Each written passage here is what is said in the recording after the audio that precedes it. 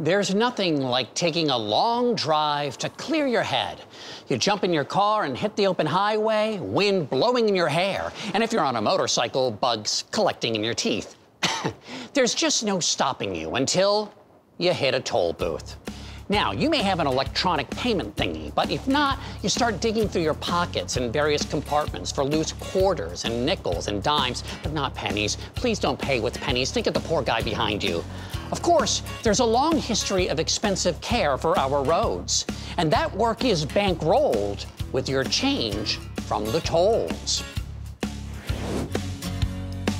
This lovely covered bridge looks inviting until you see the toll booth and the rate charged for whatever you want to drive or herd across it.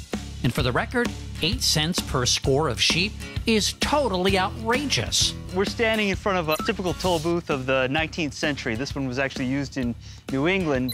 Toll booths like this were used to collect fares when you were passing through roads or often crossing pieces of infrastructure like bridges. The Henry Ford's Curator of Transportation, Matt Anderson, met me at another booth inside the museum to uncover the history of charging people a fee to get from point A to point B. For how long have people been paying tolls to use roads and bridges and byways? Toll roads have been around for thousands of years because they're really a good way to help pay for the construction of a road or a bridge, but also to help pay for the recurring maintenance of that structure. For thousands of years? This goes back to certainly horse-drawn vehicles, and they would have paid similar to how automobiles pay based on the axle and the weight of the vehicle. So a two-wheeled carriage might pay less than a four-wheeled carriage. And in some cases, you'd be paying not by the axle, but by the hoof. If a farmer's moving pigs or cows to market, you'd pay per animal. Were these private or public roads? These would have been private roads in those times, and you paid for the privilege of using that road, and often it was worth it because the road was better maintained. They might in some cases be shorter, or in the case of a bridge, it might be your only way to get from point A to point B. When the automobile came along, tolls went big time then, yeah?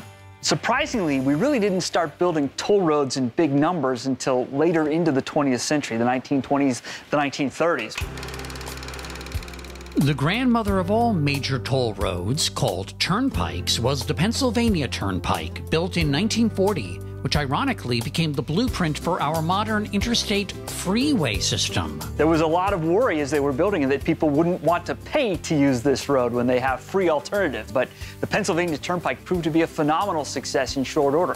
People were willing to pay for the safety, the speed, and the comfort on driving on that road. I never thought I'd feel this way, but I kind of miss the toll collectors, like the actual human ones.